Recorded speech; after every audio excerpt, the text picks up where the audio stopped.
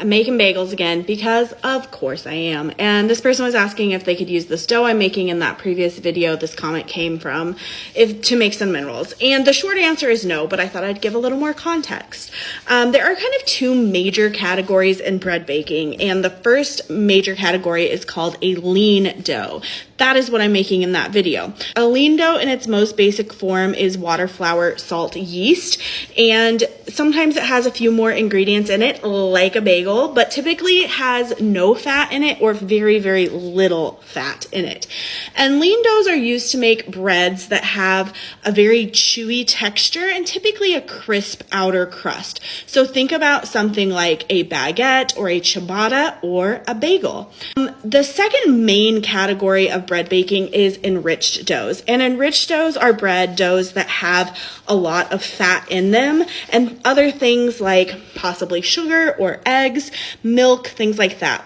Those enriching ingredients are going to create a bread dough that is much softer and more tender. Think about something like a cinnamon roll, or on the very far end of the spectrum of enriched dough, something like brioche. And the reason why that type of bread dough is going to make a soft bread dough is because fat actually kind of inhibits gluten formation, and gluten is where all the chewiness comes from in a bread dough. Fat also shortens gluten strands. So in case you're not familiar with what gluten is, it is actually a network of proteins. There are two proteins in wheat flour, glutenin and gliadin, and when they're hydrated, they are attracted to each other and they start bonding together to form this elastic network called gluten. And you can kind of think of it like a muscle. The more you work it, the stronger that network of proteins is going to become. So when you make a bread dough, you're going to knead it for a long time in order to build the strength in that gluten network. But for something like a cake or a pastry, you're going to be really gentle with the dough so that you are not going to build that gluten too strongly. But for something like a cinnamon roll dough, we actually do need some strength in that gluten network because that is what traps all the gases in the bread dough from the yeast.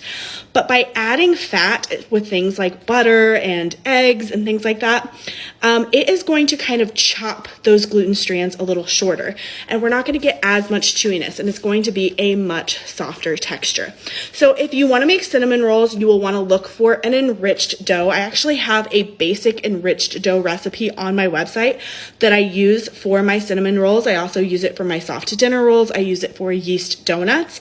And that bread that I'm making in that video where I'm using a poolish, you can use a poolish in a cinnamon roll dough, but it is just a lean dough. It's just water, flour, salt, yeast, and it makes a bread that's got that super, super chewy interior and also a really crisp crust. Hope this helps.